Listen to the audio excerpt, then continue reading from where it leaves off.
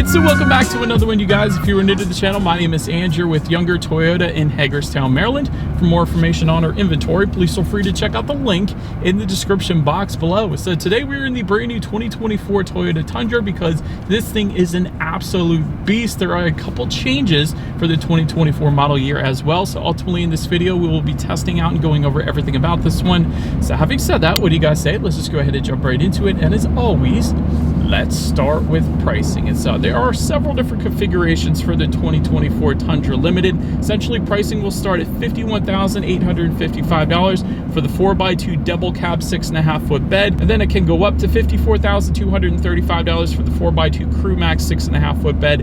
However, that was all pricing for the 4x2. Like I said, if you wanted to add the 4x4 configuration, simply add $3,000 to any of those prices on the screen there. But regardless of the configuration that you go with, the power plant is going to be the same. Powering the beast is a 3.4 liter twin turbo V6, putting out 389 horsepower at 5,200 RPM, 479 pound-feet of torque, coming in at 2,400 RPM. Power sent to the rear wheels or all wheels through a 10-speed automatic. 0 to 60 time coming in at approximately 5.7 seconds. That's impressive right there. MPG numbers coming in at 18 in the city, 23 on the highway for the rear-wheel drive, 17 city, 22 then on the highway for the four-wheel drive, taking regular unleaded fuel. That would always surprise me with a twin turbo V6 like this thing has. But anyways, before we do any kind of fun acceleration here in the Tundra, I did want to mention to you guys the drive modes. There's a circular dial located directly behind the shifter. Drive modes will include Eco, Normal, Sport, Tow, and Haul as well, adjusting things like the shift points and the throttle response. So now having got all of that out of the way, what do you guys say? Let's go ahead and find a straightaway.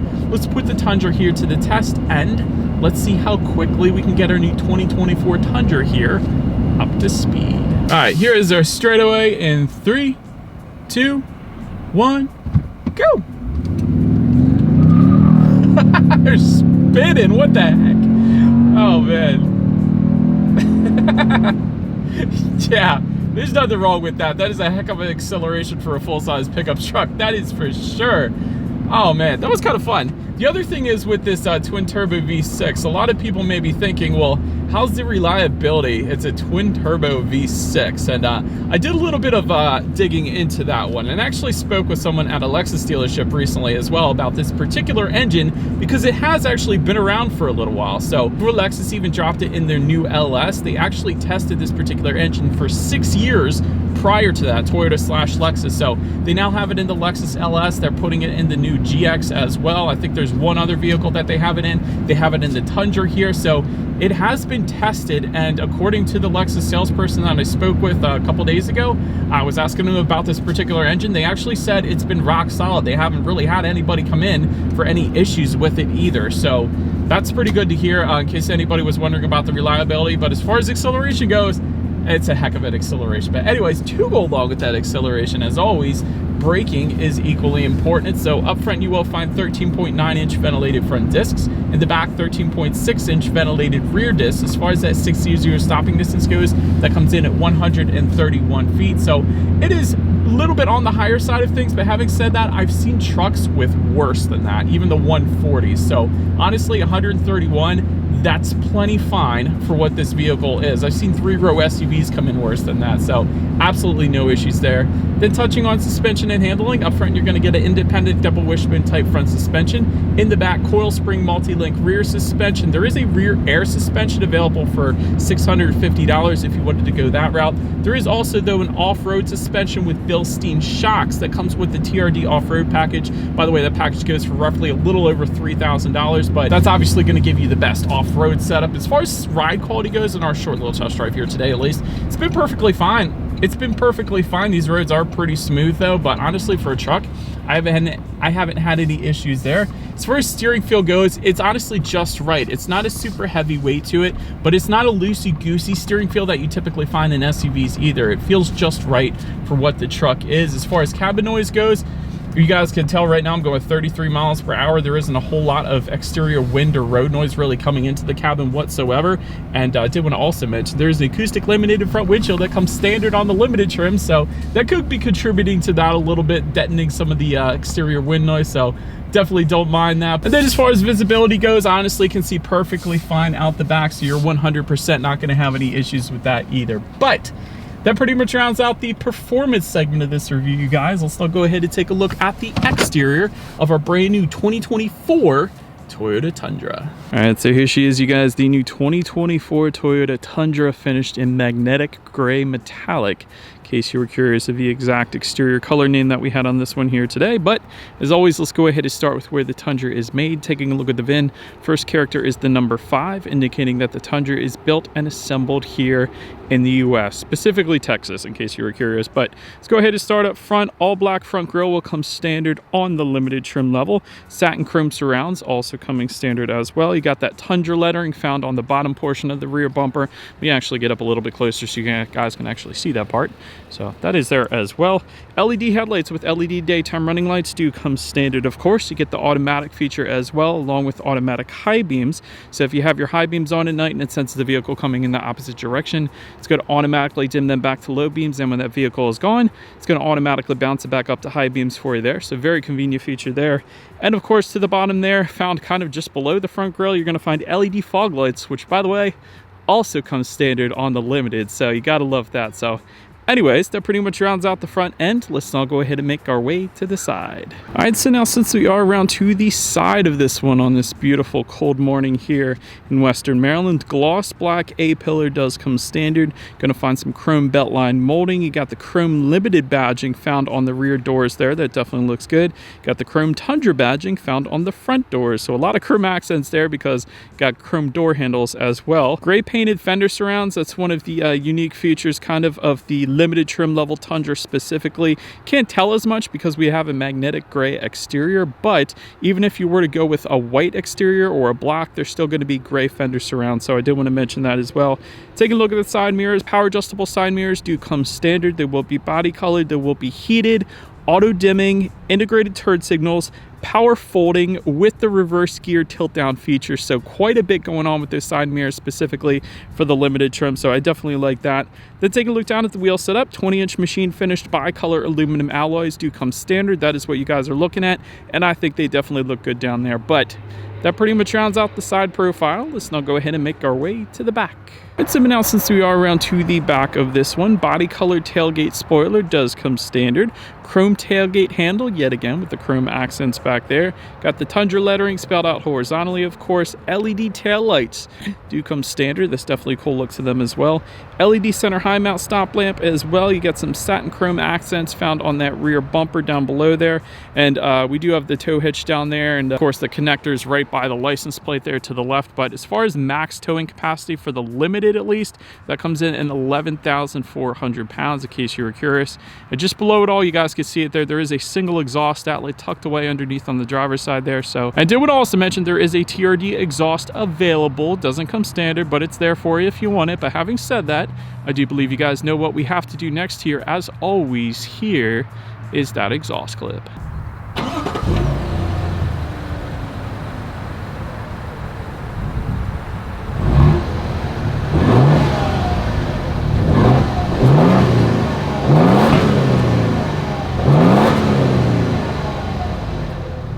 Something else, since we are around to the back of the Tundra, when it comes to opening that rear tailgate, there is a button on the key fob, there's a button on the tailgate itself, but my favorite way, there is a hidden button found in the rear driver's side tail light. So it's just a rubberized button essentially hidden within the tail light, so if you press that, it's going to automatically open up for you as well. But anyways, once opened up, bed size comes in at 5.5 foot bed or 6.5 foot bed. You got two different configurations there.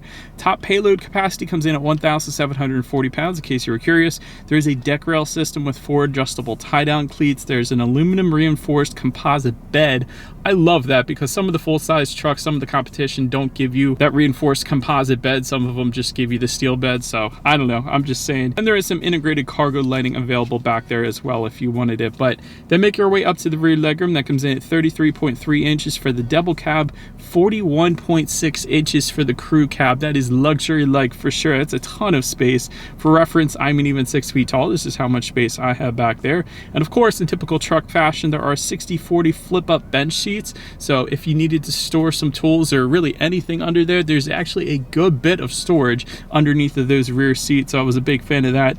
Rear ventilation does come standard on the Crew Max configuration, so the one that we have today. I wanted to emphasize that. Rear USB charging ports. There's a USB-A and a USB-C back there for the rear passengers. 12-volt power outlet is available, and of course there is a rear center armrest with cup holders as well. But then make your way up to the front seats. Soft-Tex upholstery coming standard. 8-way power adjustable front seats with 2-way power lumbar as well, and actually memory settings for up to 2 different drivers, found just kind of by the driver's side left knee there, but that was pretty cool. Heated and ventilated front seats also coming standard. Overall, as far as seat comfort goes, it was plenty adjustable. The lumbar support was incredibly adjustable as well, so in my short little test drive here, I definitely did not have any issues with the seat comfort. But now let's go ahead and take a look at the steering wheel. It is tilt and telescoping, and it is going to be leather wrapped. That comes standard on the Limited, and if you wanted a heated steering wheel, that goes for $150 if you wanted to go that route. But now let's go ahead and make our way to the startup. Let me start by showing you guys the key here. All of your buttons, including the Toyota logo, are on the one side of the key. Got lock, unlock, and that button to pop the rear tailgate there, but it is all keyless entry with a push button start. So all I'm going to do here is simply put my foot on the brake and press that engine start button located just by the driver's right knee. And so once started up, this is newly standard for the 2024 Limited. That is a 12.3-inch digital gauge cluster coming standard. So before, the analog gauges came standard, but now you get the digital gauge cluster, which is pretty stinking cool. But you do get the time of day up there. There's a digital speedometer. There's your outside temperature as well. You have trip A, trip B, of course. And when actually you change the drive modes, it is going to adjust the colors of the gauges up there as well. So you're going to have a lot more red and gray hues with the Sport, and then you got some blue hues if you were to go with the Eco, for example. So that is pretty cool. And it looks like we averaged 14.3 miles per gallon in our short little test drive here today, but I'm sure the acceleration test didn't help that number at all. But anyways, let's now go ahead and make our way to overall interior quality.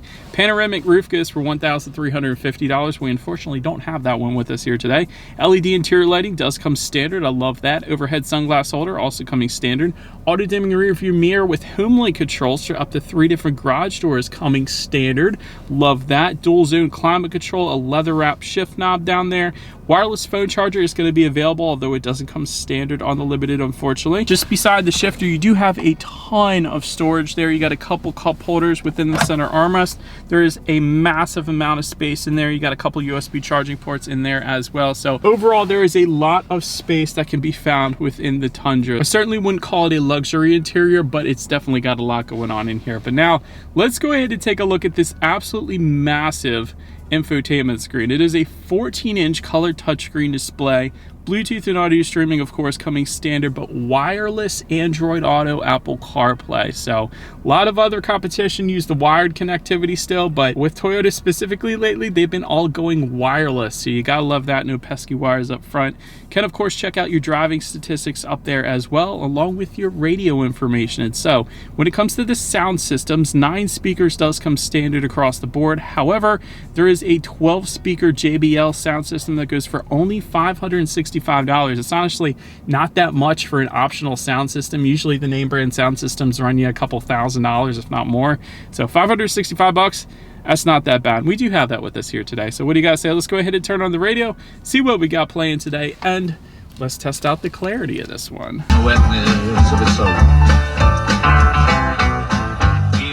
There's a lot of bass there, quite honestly. The clarity was pretty good as well. That was Sirius XM. I don't know if that was old country or old rock. I really can't tell the difference anymore. But yeah, that was an old school song. But anyways, last thing I wanted to mention to you guys on the infotainment screen, of course, is when you do put the Tundra in reverse, you'll find a rear view camera coming standard across the board. And believe it or not, it does take up the entire screen, which is rare these days.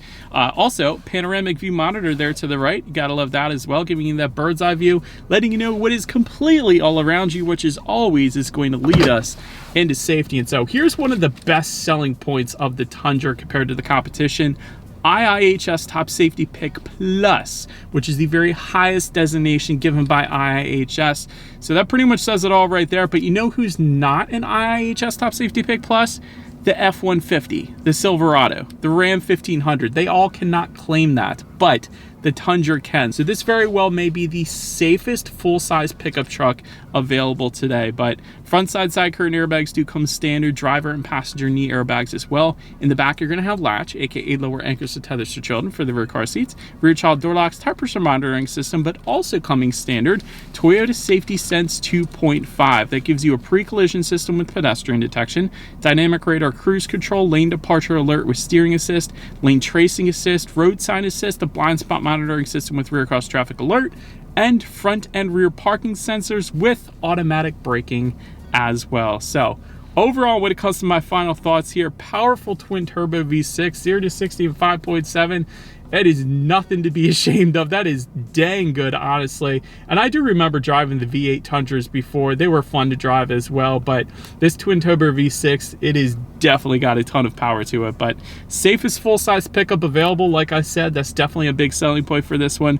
I love the tailgate release button in the rear taillight. I think that's stinking cool as well. Absolutely massive infotainment screen. I was a big fan of that.